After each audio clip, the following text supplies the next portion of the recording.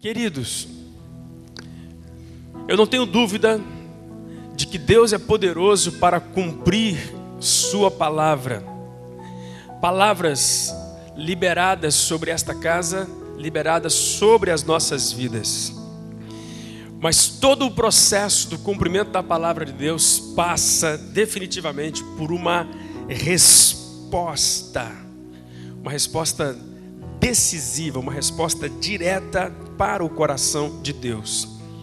Esse texto que nós temos lido e do qual quero extrair alguns princípios, para que nós compreendamos um pouco melhor essa história, vamos dar uma olhadinha, uma olhada para os bastidores da história de Ezequias e desse empreendimento estratégico de Ezequias em relação ao rei, esse empreendimento de Senaqueribe, melhor dizendo, em relação ao rei Ezequias. Senaqueribe vivia um momento muito crescente do seu reinado. A Síria já estava sendo considerada uma das maiores potências nesses dias, como acontece hoje. Nós vemos hoje muitos países emergentes surgindo, e esses países já começam a fazer frente a grandes potências. Outros países que eram considerados tão fortes, não só em termos de armamento, mas economicamente, até por conta da crise que está acontecendo na Europa, esses países vão perdendo posições no ranking, e outros países vão se levantando com uma força descomunal economicamente e começam a ser classificados como potências. Assim estava acontecendo com a Síria. E um dos motivos da expansão de Senaqueribe era assim tornar o seu reino um reino grande, mas principalmente um dos motivos que levou Senaqueribe a empreender essa estratégia de guerra e domínio contra Israel foi, acima de tudo, a ambição do seu coração. Porque na medida em que ele crescia, na medida em que ele se desenvolvia, mais impostos eram arrecadados, e parte desses impostos beneficiavam diretamente o rei. Então, o seu poder econômico como rei também aumentava.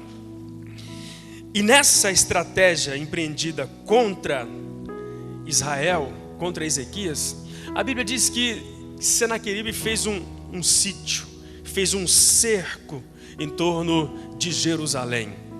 E os soldados de Senaqueribe, eles passavam em volta dos muros, falando na linguagem dos judeus. Quem convenceu vocês a acreditar que Ezequias vai livrá-los das minhas mãos? Se Ezequias fez para vocês algum tipo de promessa de livramento, ele mentiu, porque não há ninguém que possa livrá-los das minhas mãos. Como as cidades eram cidades muradas, cercadas, os soldados de Senaqueribe passavam lá embaixo no muro, os judeus estavam sobre o muro, e eles dirigiam essas palavras aos judeus em hebraico. Uma espécie de terrorismo, de pressão psicológica em relação ao povo de Deus. Mas Senaqueribe, ele invade Israel, se assim podemos dizer, num momento muito confortável espiritualmente desse povo. Porque ele maquina essa invasão exatamente depois disso que lemos aqui. Preste bem atenção. Depois destas coisas e dessa fidelidade, veio Senaqueribe, rei da Síria, e entrou em Judá e acampou-se contra as cidades fortes. Então, ele se apresenta no momento em que Israel estava bem espiritualmente, estava fortificado espiritualmente. Mas além de estarem bem espiritualmente, a palavra do Senhor diz que Ezequias, ele fecha todas as fontes externas de água para não fazer com que a marcha desses soldados em roda de Jerusalém não durasse muito tempo. E Ezequias, ele fez uma engenhosa obra que perdura até hoje. Porque quando ele canaliza as águas para dentro de Jerusalém, ele teve que cavar, ele teve que construir, na verdade, dutos né, veios de água para trazer esta água para dentro de Jerusalém. Inclusive existem escavações arqueológicas que comprovam realmente a existência desses canais. Ainda hoje lá, debaixo do templo, existem canais, e os arqueólogos dizem que esses canais foram os canais feitos por Ezequias, que ele trazia água de fora para abastecer Jerusalém, enquanto eles estavam nesse estado de sítio. E ele começou a animar o coração do povo. Mas enquanto animava o coração do povo, com uma certa disposição para a guerra, a Bíblia diz que aconteceu assim um fato sobrenatural. Porque se nós servimos a um Deus que é sobrenatural e andamos em concordância com esse Deus sobrenatural, então é natural que na sua e na minha vida aconteçam coisas sobrenaturais. Diga assim para o seu irmão: se você serve a um Deus sobrenatural, é natural que na sua vida aconteçam coisas sobrenaturais. Eu quero desafiar você a ler depois os capítulos 29, 30, 31 e 32 de 2 Crônicas, e também lá no livro de 2 Reis, capítulo 20, narra também essa mesma história com algumas variantes, mas cujo sentido e significado é o mesmo. Esse feito sobrenatural que a Bíblia diz, através do profeta Isaías, foi liberada uma palavra para Ezequias. E a palavra que saiu da boca do Senhor para Ezequias foi a seguinte: Ezequias, não tema Senaqueribe. Não tema, porque na medida em que ele for se aproximando, da mesma forma como ele se apresentar, ele vai voltar também.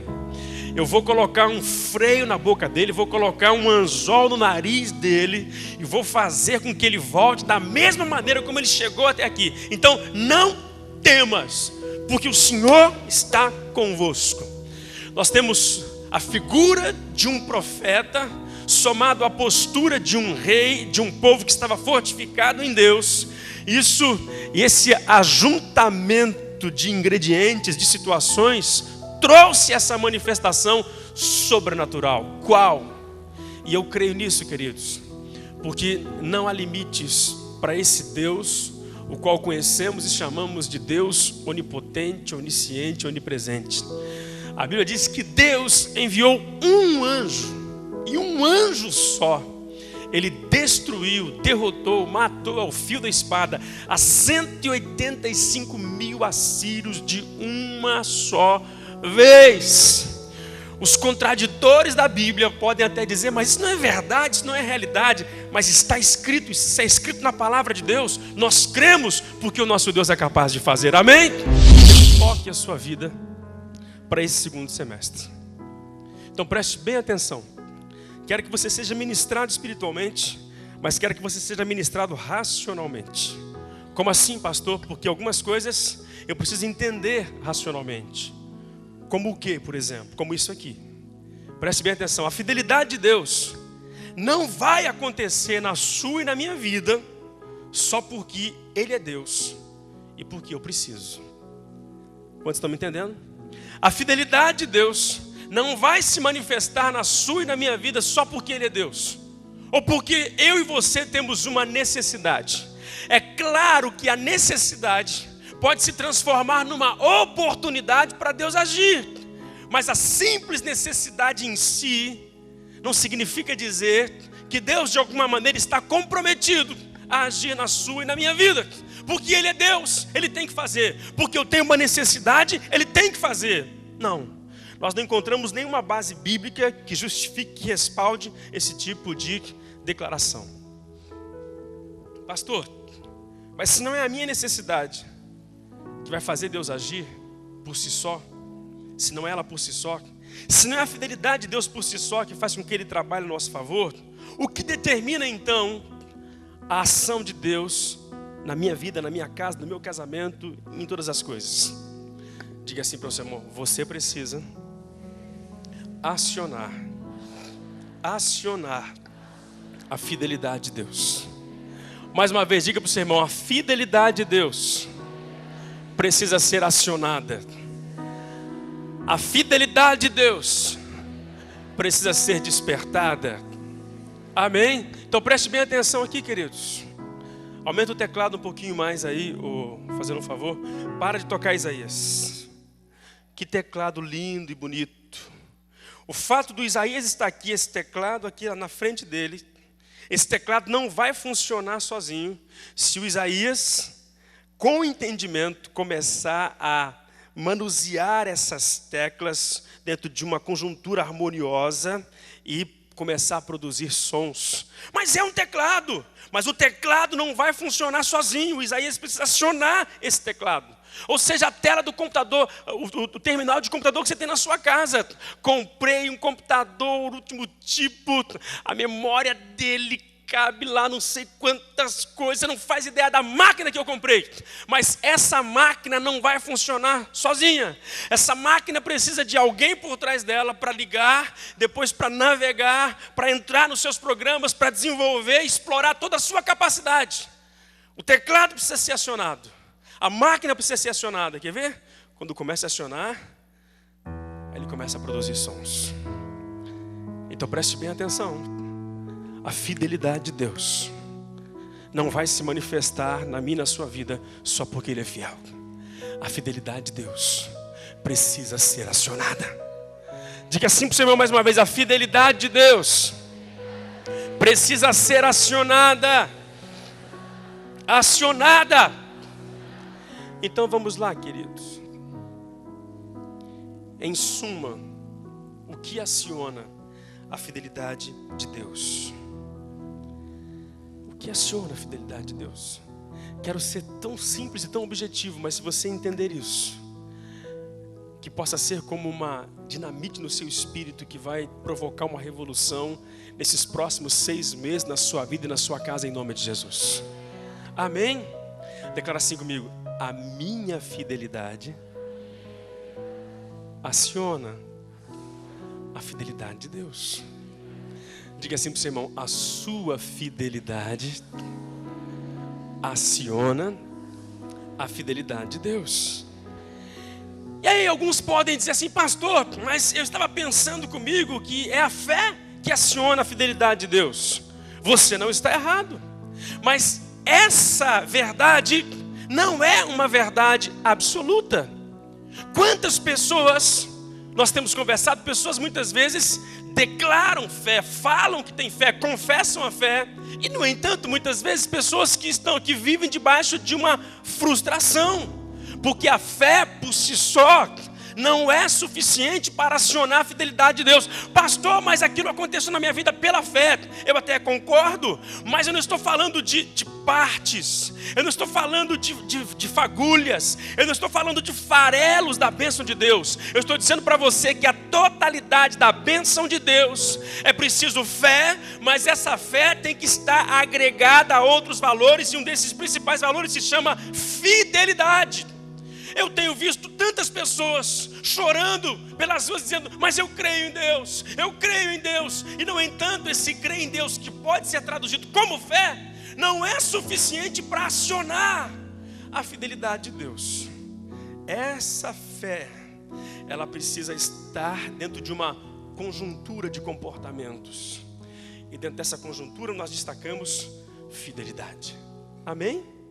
Eu tenho vivido muitas lutas que têm causado feridas dentro de mim, e cheguei a perguntar-me: onde estavas tu?